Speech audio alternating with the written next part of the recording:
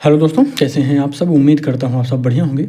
आज की इस क्लास में हम बात करेंगे कक्षा 10 गणित विषय के अध्याय 6वें में त्रिभुज से संबंधित कुछ प्रश्नों की। ये दूसरा पार्ट होगा। इसके पहले हम बात कर चुके हैं पार्ट 1 में, यानी पहले भाग में हमने क्या बात की थी, त्रिभुज के प्रकार और उनकी कुछ विशेषताएं, कुछ गुण और जो भी उपभाग होते हैं, यानी क्या क्या होता है त्रिभुज में। शीर्ष होते हैं, भुजाएं होती हैं और कोण होते हैं। इन सब के बारे में हमने पढ़ा है। भुजाओं के आधार पर त्रिभुज कितने प्रकार के होते हैं और कोण के आधार पर त्रिभुज कितने प्रकार के होते हैं, ये सारी चीज़ें हमने पहले अध्याय में कंप्लीट कर ली हैं। अगर वो वीडियो नहीं देखा तो ज़रूर देखिएगा। इस वीडियो के नीचे लिंक मिल जाएगा डिस्क्रिप्शन में। बाकी हम यहाँ पर दूसरे अध्याय में शुरुआत करते हैं। पहले समरूप आकृतियाँ क्या होती हैं। कांग्रुएंट बोलते हैं इसको, कांग्रुएंट बोलते हैं, ठीक है। कांग्रुएंट फिगर बोलते हैं इंग्लिश में। तो हम इसको लिख लेते हैं क्या, समरूप फिगर आकृतियाँ, समरूप आकृतियाँ, ठीक है।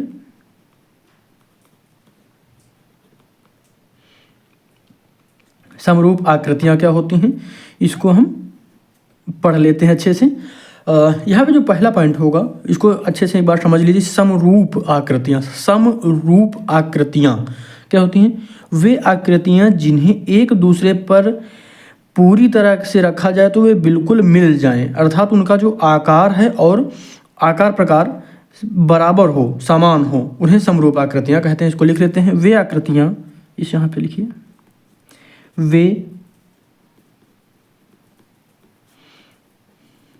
वे आकृतियाँ जिन्हें एक दूसरे पर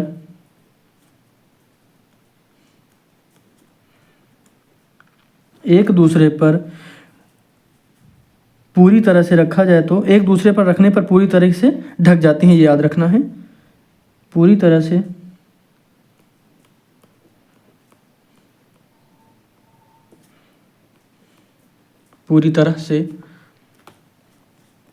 रखा जाए तो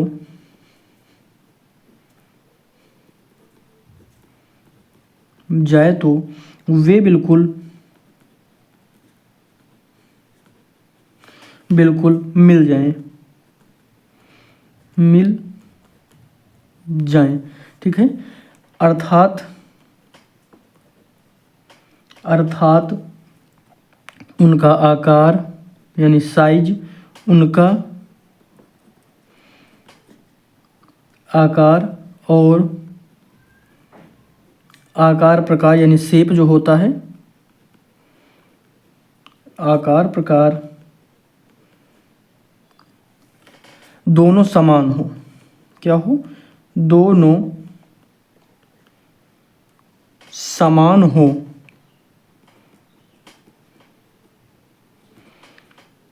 उन्हें समरूप आकृतियाँ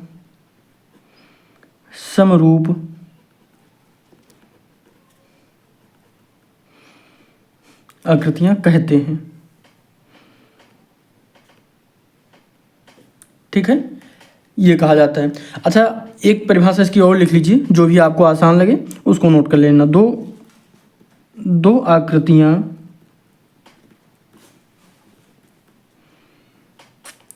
आकृतियाँ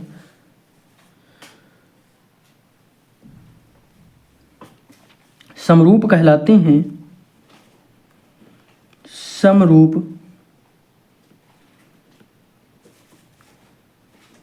कहलाती हैं यदि उनकी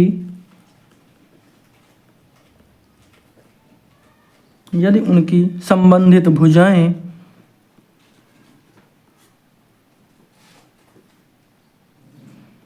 संबंधित भुजाएं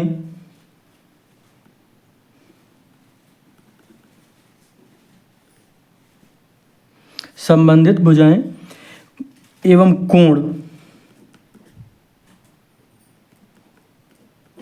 कोण बराबर हों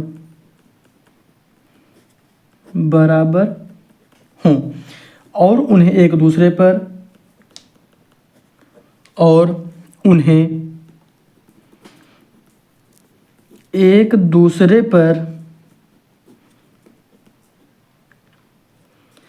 रखने पर पूरा मेल हो जाए, रखने पर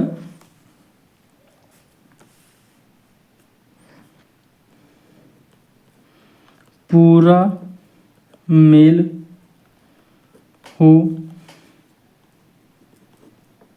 जाए। ठीक है, जैसे हम इसको समझते हैं, यहाँ पे हम लिख लेते हैं क्या, हमने एक त्रिभुज ये बना लिया और एक त्रिभुज ये बना लिया, दो आकृतियाँ हो गई हमारे पास।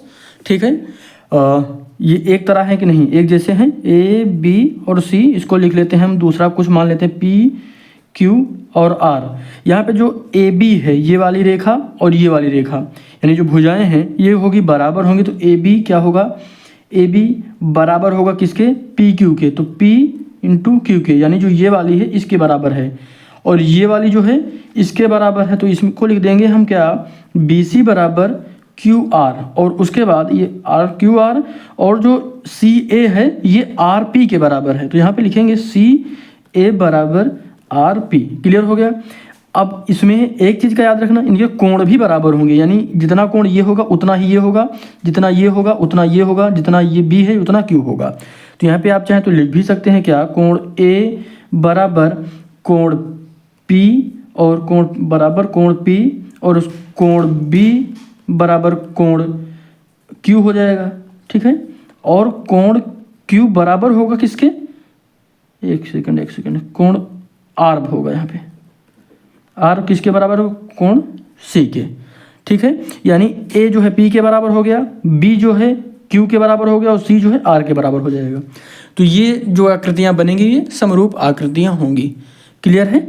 अब इसके बाद हम बढ़ते हैं सर्वांग समता की तरफ। सर्वांग सम कहेंगे इसको भी। एक चीज़ याद रखना है हमें, समरूप जो आकृतियाँ होती हैं और सर्वांगसम की जो आकृतियाँ होती हैं, इसकी परिभाषाओं को लेकर बहुत बड़ा कन्फ्यूजन बच्चों के मन में रहता है। अभी हम जब इसको पूरा जब पढ़ेंगे तो बहुत अच्छे से क्लियर हो जाएगा। दोनों में अंतर जब हम स्पष्ट करेंगे तो फिर कोई कभी कन्फ्यूजन आपके मन में नहीं होना चाहिए। चलिए हम यहाँ पर इसको अच्छे से समझ लेते हैं। पहला हम देखते हैं सर्वांग समता वास्तव में है क्या। तो इसको हम लिखते हैं सर्वांग समता। ठीक है, सर्वांगसम या सर्वांगसम आकृति भी कह सकते हैं इसको। तुम क्या लिखेंगे, सर्वांग समता। अभी इसको पूरा पढ़िएगा और बहुत ध्यान से देखिएगा, कन्फ्यूजन दूर हो जाएगा आपका। सर्वांग समता क्या होती है, इसको पहले पूरा लिख लेते हैं। जब दो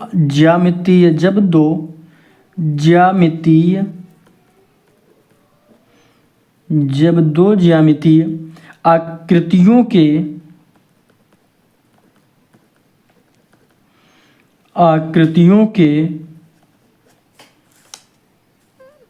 आकृतियों के सभी भुजाएं और सभी कोण एक दूसरे के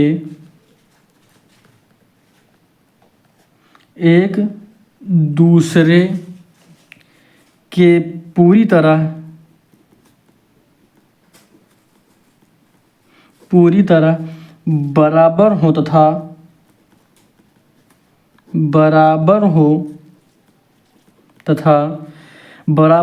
उन्हें एक दूसरे पर रखने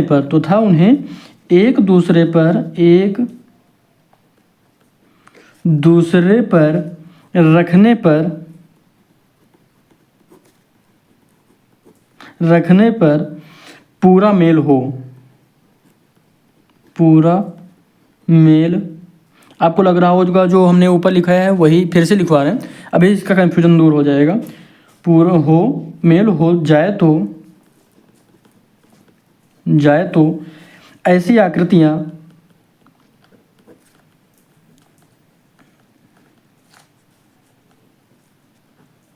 इसको लिख लीजिएगा, आकृतियाँ। ठीक है, ऐसी आकृतियाँ सर्वांगसम कहलाती हैं। सर्वांगसम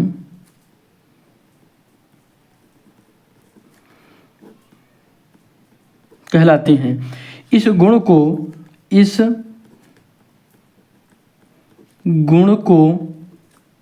ही सर्वांग समता कहा जाता है। सर्वांग समता कहा जाता है, कहा जाता है। ठीक है, अब इसको समझ लीजिए, सर्वांग समता हो गया ये। अब हमने एक क्या बना लिया, ठीक है, सॉरी, ठीक है, थोड़ा सा हल्का छोटा बड़ा हो गया, ध्यान रखना, दोनों बराबर हमने बनाए हैं, ए बी सी, और ये हो जाएगा पी क्यू और आर। ठीक, यहाँ पे जो ए बी होगा वह किसके बराबर होगा, पी बराबर होगा किसके, पी और क्यू के, और जो बी सी है वह क्यू आर के बराबर होगा, और जो सी ए है ये आर पी के बराबर होगा। क्लियर है। अब यहाँ पर लिखेंगे क्या, जो ए है वो बराबर कोण पी के बराबर होगा, जो कोण बी है वो कोण क्यू के बराबर होगा, जो कोण सी है वो कोण, इसको हाँ ठीक है, जो कोण सी है वो बराबर कोण होगा किसके, आर के। ठीक है, तो यहाँ पे लिखेंगे तो त्रिभुज ए बी सी, ठीक है, और यहाँ पे सर्वांग सम होंगे। सर्वांग समता का जो चिन्ह होता है ये ऐसे थोड़ा सा बनता है, इसको जो है ऊपर की तरफ रहेगा हल्का सा, ये इधर झुका रहेगा, इसको सही से बना लेना। ठीक है, सर्वांग सम होगा किसके, त्रिभुज पी क्यू आर के। ठीक है, तो ये है क्या, सर्वांग समता और समरूप आकृति, यानी समरूप आकृतियां और सर्वांग सम आकृतियों में ये प्रमुख गुण हैं। अब इसमें हम प्रमुख अंतर समझने का प्रयास करते हैं, जिससे आपका जो डाउट है ये क्लियर हो जाए। चलिए हम यहाँ पर अगले पेज में शुरुआत करते हैं। अब जो समरूप आकृतियां हैं उसमें थोड़ा सा अंतर लिख लेते हैं, ताकि दोनों में जो भेद है ये पता चला। जैसे लिखते हैं क्या, समरूप आकृतियां, समरूप आकृति, समरूप आकृति, यहाँ पे हम नोट कर लेते हैं क्या होगा इसमें, आकार जो होगा, आकार एक जैसा, आकार जो होगा एक जैसा, पर आकार जो है बड़ा या छोटा हो सकता है। ठीक, बड़ा या छोटा हो सकता है। ठीक, और दूसरा क्या है, सर्वांग सम,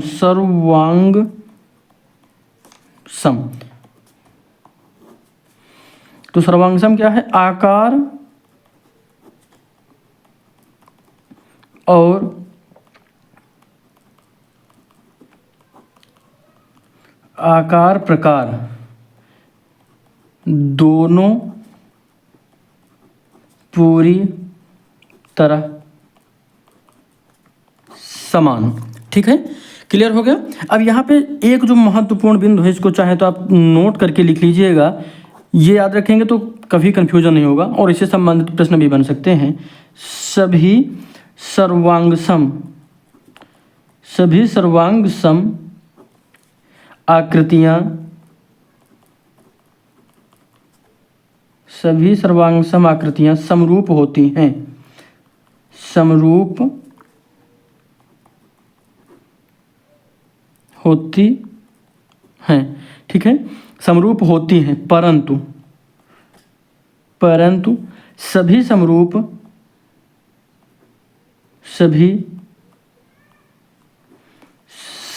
आकृतियाँ, सभी समरूप आकृतियाँ, आकृतियाँ या आकृतियाँ सभी समरूप आकृतियाँ सर्वांग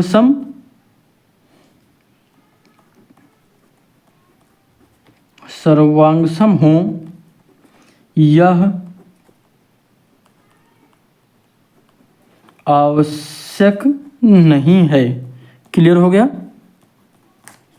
तो ये डाउट जो आपके मन में था ये क्लियर हो गया कि नहीं। यानी समरूप जो आकृतियां होंगी इनका आकार एक जैसा, पर जो आकार छोटा या बड़ा हो सकता है, ठीक है। और जो इनका है आकार और आकार प्रकार दोनों सब कुछ समान होता है सर्वांग सम में। तो यही जो प्रमुख अंतर हो जाता है इसमें कि सभी सर्वांग सम आकृतियाँ समरूप तो होंगी, परंतु सभी समरूप आकृतियाँ सर्वांग सम होंगी यह जरूरी नहीं है। क्लियर हो गया कि नहीं? तो ये बहुत इंपॉर्टेंट क्लास थी। ये पार्ट दूसरा था और पार्ट हम तीसरे में इससे संबंधित क्वेश्चंस को हल करेंगे। ये हमारा दूसरा पार्ट था और तीसरे पार्ट में हम बात करेंगे प्रमुख क्वेश्चंस की जो आपकी बोर्ड परीक्षा में पूछे जाने वाले हैं। सब्सक्राइब करिएगा और शेयर भी करिएगा। धन्यवाद।